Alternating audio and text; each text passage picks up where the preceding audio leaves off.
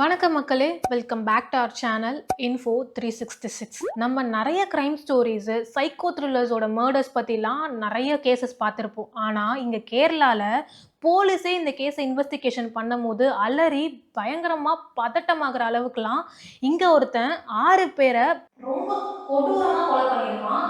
ஆனால் இந்த ஸ்டோரியில் அந்த 6 பேர் யார் அப்படின்றது தான் மேஜர் ட்விஸ்ட்டே. யார் அந்த 6 பேரு?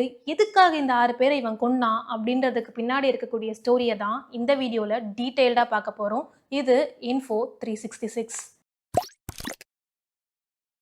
February 24, 2025 கிட்டத்தட்ட ஒரு மாதத்துக்கு முன்னாடி ஈவினிங் ஒரு 5 மணிக்கு திருவாண்டம்ல இருந்து ஒரு 1/2 hour டிஸ்டன்ஸில் வெஞ்சரமூடு அப்படின்ற ஒரு இடத்துல ஒரு போலீஸ் ஸ்டேஷன் இருக்குது. அந்த போலீஸ் ஸ்டேஷனுக்கு ஆட்டோவில் ரொம்ப கேஷுவலாக கையில் சாவியை சுற்றிக்கிட்டு ஒரு 23 வயசு பையன் போலீஸ் ஸ்டேஷனுக்குள்ளே போய் போலீஸ்கிட்ட நான் ஒரு 6 கொலை பண்ணிட்டேன் அப்படின்னு ரொம்ப நார்மலாக சொல்கிறான். போலீஸும் என்னடா சொல்கிற, 6 கொலை பண்ணிட்டியா, போதையில் ஏதாவது இருக்கியாடா அப்படின்னு கேட்கும் போது கேட்டுட்டு இருக்கப்பயே அவன் கீழே விழுறான். என்னன்னு எழுப்பி கேட்கும் போது 6 கொலை பண்ணிட்டு நானும் எலி மருந்து சாப்பிட்டுட்டேன் அப்படின்னு சொல்கிறான். அதுக்கு சொல்கிறதுக்கு முன்னாடி அவன் வந்து அந்த 6 பேர் எங்கே கொன்னான் அப்படின்ற லொக்கேஷனையும் போலீஸ்கிட்ட சொல்லியிருக்கான். இவங்க போலீஸும் வந்து சரி இவன் ஏதோ போதையில் உளறான் போல், சும்மா போய் பார்த்துட்டு வந்துடலாம் அப்படின்னு கிளம்பி போகும்போது அவன் சொன்ன லொக்கேஷனில் அவன் சொன்ன மாதிரியே 6 டெட் பாடிஸ் இருக்குது. ரொம்பவே கொடூரமாக வந்து கொலை பண்ணியிருக்கான். ஒரு சீரியல் கில்லர் கொலை பண்ண மாதிரி தான் அந்த 6 டெட் பாடிஸும் இருக்குது. போலீஸ் இதை பார்த்துட்டு ரொம்பவே பதறாங்க. ஏன்னா அந்த 6 டெட் பாடிஸோட நிலைமை ரொம்ப கொடூரமாக இருந்திருக்கு. சரி, யார் இந்த பையன், எதுக்காக இந்த 6 பேரை கொன்னான், இந்த 6 பேருக்கும் அவனுக்கும் என்ன சம்மந்தம் அப்படின்றது தான் இங்கே மேஜர் ட்விஸ்டே. அதுதான் அங்கே வந்து போலீஸையே எப்படா இவனால் இப்படி பண்ண முடிஞ்சது அப்படின்னு யோசிக்க வச்சிருக்கு. அந்த 6 பேர் யார் அப்படின்றது தான் மேஜர் ட்விஸ்ட்னு சொன்னேன் இல்லையா. இந்த 23 வயசு பையனோட பேர் அஃபான். இவனுக்கு அம்மா, பாட்டி, தம்பி, ஒரு கேர்ள் ஃப்ரெண்டு, சித்தப்பா, சித்தி அப்படின்னு இவனுக்கு ஒரு ஹோல் ஃபேமிலியே ரொம்ப அழகான ஃபேமிலி இருந்திருக்கு. அப்பா வந்து சவுதியில் எலக்ட்ரிக்கல் ஷாப் வச்சு நடத்திட்டு இருக்காரு. கோவிட் டைமில் என்ன ஆயிருக்கு, அவங்க அப்பாவுக்கு சவுதியில் பிஸ்னஸில் லாஸ் ஆகி கிட்டத்தட்ட 60 லட்சம் ரூபாய் கடன் சேர்ந்துடுச்சு. ஸோ என்ன பண்ணுறாரு, கேரளாவில் இருக்க இந்த ஃபேமிலிக்கு வந்து காசு அனுப்புறத நிறுத்திட்டாரு. ஸோ அதுக்கப்புறம் என்ன ஆகுது, இந்த ஃபேமிலியில் இவனோட அஃபான் கையில் தான் ஃபேமிலியோட சுச்சுவேஷன் எல்லாமே ஹேண்டில் பண்ணணும், இதுக்கப்புறம் இவன் தான் ஃபேமிலியை பார்த்துக்கணும் அப்படின்ற ஒரு நிலைமை வருது. காலேஜ் படிச்சுட்டு இருந்த அஃபான் வந்து ஃபினான்ஷியல் இஷ்யூஸ்னால காலேஜ்லேருந்து ட்ராப் அவுட் ஆகுறான்.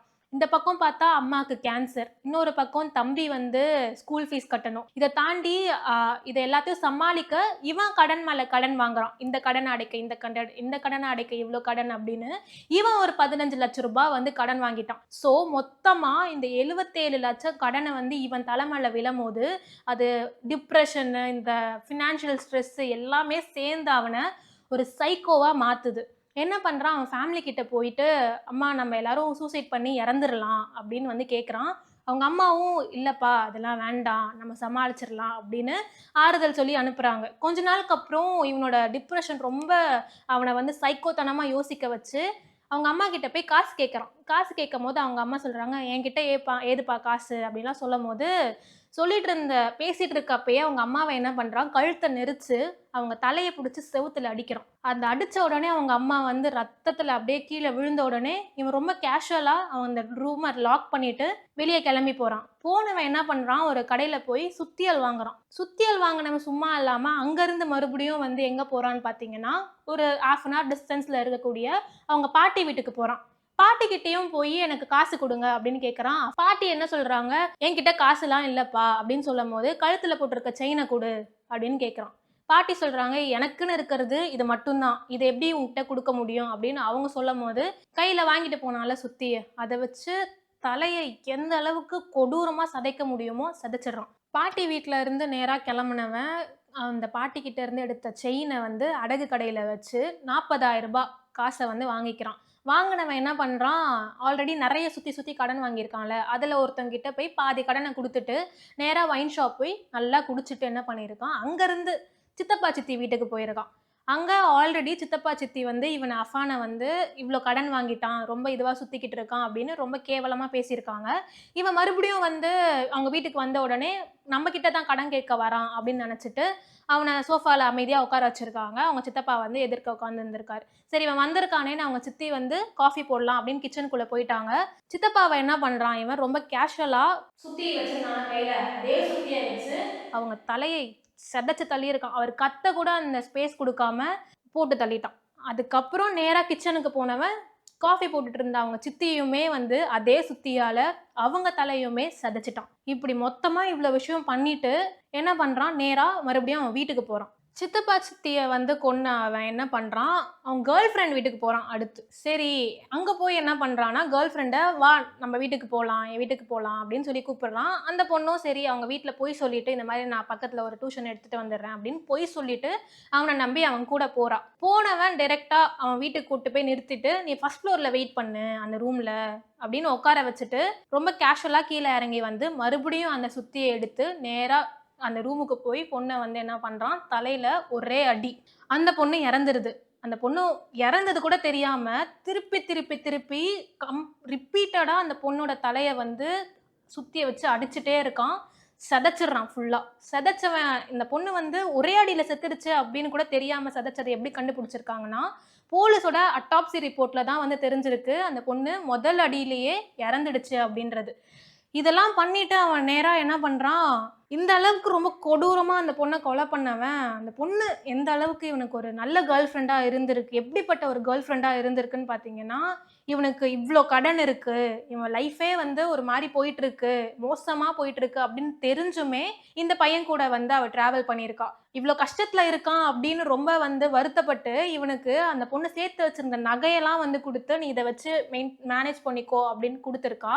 இந்த பையனும் அத வாங்கி யூஸ் பண்ணிட்டு, ரிட்டர்னும் திருப்பி குடுத்துருக்கான். ஆனா எப்படி குடுத்துருக்கான்னா, போலி நகையா குடுத்துருக்கான். இதுவும் ஒரு பாயிண்ட்ல அந்த பொண்ணுக்கு தெரிய வருது, அவன் குடுத்த நகை எல்லாமே போலி நகை அப்படின்னு. தெரிஞ்சுமே இந்த பொண்ணு மறுபடியும் அவன் தான் வேணும் அப்படின்னு சொல்லி, அவன் கூட வந்து ரிலேஷன்ஷிப்ப கன்டின்யூ பண்ணியிருக்கா. ஸோ இந்த அளவுக்கு அவனோட லைஃப்ல வந்து பிரச்சனைகள் இருக்கு, மோசமா இருக்கான் அப்படின்னு தெரிஞ்சுமே, இந்த பொண்ணு இந்த பையன் கூட ரிலேஷன்ஷிப்ப கன்டின்யூ பண்ணதுக்கு, இந்த பொண்ணுக்கு கிடைச்சது, அவன் கையாலேயே சுத்தியில அடி வாங்கி இறந்தது தான். இப்படிப்பட்ட பொண்ண கொன்னுட்டு, அவங்க வீட்ல உட்காந்துருக்கான். அவனோட தம்பி ஸ்கூல் முடிஞ்சு வர டைம். வந்தவன் வீடு பூட்டியிருக்கு அப்படின்னு பார்த்துட்டு, பக்கத்து வீட்ல போய் ஃபோன வாங்கி அவங்க அம்மாவுக்கு கால் பண்ணியிருக்கான். ஃபோனு அஃபான் கையில இருந்திருக்கு. அவனும் ஃபோன் எடுத்து, "என்னடா?" அப்படின்னு கேட்கும்போது, "வீடு பூட்டியிருக்கு" அப்படின்னு சொல்லும்போது, "இரு கொஞ்ச நேரத்தில நான் வந்துருவேன். பக்கத்து கடையில இருக்க பிரியாணி கடையில போய் நீ பிரியாணி சாப்பிட்டுட்டு இரு" அப்படின்னு வந்து சொல்றான். தம்பியும் என்ன பண்றான், "ஓகே. அண்ணன் வந்து வந்துருவான்" அப்படின்னு சொல்லி ரொம்ப நார்மலா வந்து பிரியாணி சாப்பிட்டுட்டு இருக்கான். சாப்பிட்ட தம்பி என்ன பண்றான், அண்ணன் மேல இருக்க பாசத்துல, அண்ணனுக்கும் வந்து ஒரு பிரியாணி பார்சல் வாங்கிட்டு வரான். வீட்டுக்கு வந்து கதவ திறக்கறான் அஃபானு. வீட்டுக்குள்ள நுழையிற தம்பிய கொஞ்சம் கூட யோசிக்காம, அவனையும் அதே சுத்தியால தலைய சிதைக்கிறான். இவ்ளோ பேர கொன்னுட்டு, அதாவது 6 பேரையும் கொன்னுட்டு, தானும் செத்துரலாம் அப்படின்னு என்ன பண்றான், வீட்ல இருந்த எலி மருந்த கொஞ்சமா சாப்பிட்டுட்டு தான் போலீஸ் ஸ்டேஷனுக்கு 5 மணிக்கு வந்து போயி, இந்த மாரி நான் 6 கொலைய பண்ணிட்டேன் அப்படின்ற மாரி சொல்லி அங்க சரண்டர் ஆகுறான். போலீஸும் வந்து அவன் சொன்ன இடத்துல போய் செக் பண்ணாங்க. டெட் பாடிஸ் உண்மையிலே இருக்கா அப்படின்னு செக் பண்ணாங்க அப்படின்னு சொன்னேன்ல. அவங்க செக் பண்ணும்போது அந்த 6 பாடி அப்படின்றது நான் சொன்னது 6 பேர அவன் கொல்லல. 5 பேரு. ஏன்னா முதல்ல அவன் வந்து கொன்னுட்டதா நெனச்ச அவங்க அம்மாக்கு கான்ஷியஸ் இருந்திருக்கு. மூச்சு இருந்திருக்கு. அவங்கள செவுத்துல அடிச்சு தான் அவன் வந்து கீழ விழுந்து அவங்களுக்கு ரத்தம் வந்திருந்தது. அது தெரியாம தான் அவன் வந்து அவங்க அம்மாவும் செத்துட்டாங்க அப்படின்னு நெனச்சு மத்த 5 பேர வந்து கொல்ல போயிருந்தான். இப்ப அவங்க அம்மா வந்து என்ன சொல்றாங்க, "நான் வந்து கீழ விழுந்து எனக்கு தலையில அடிபட்டுருச்சு. பெட்ல இருந்து கீழ விழுந்துட்டேன்." அப்படின்ற மாரி அவங்க வந்து சொல்லிட்டு இருக்காங்க. அவங்களுக்கு இப்ப வரைக்கும் தெரியாது. இவன் நம்மளோட பையன், நம்ம குடும்பத்துல இருக்க மத்த 5 பேர வந்து கொன்னுட்டான்.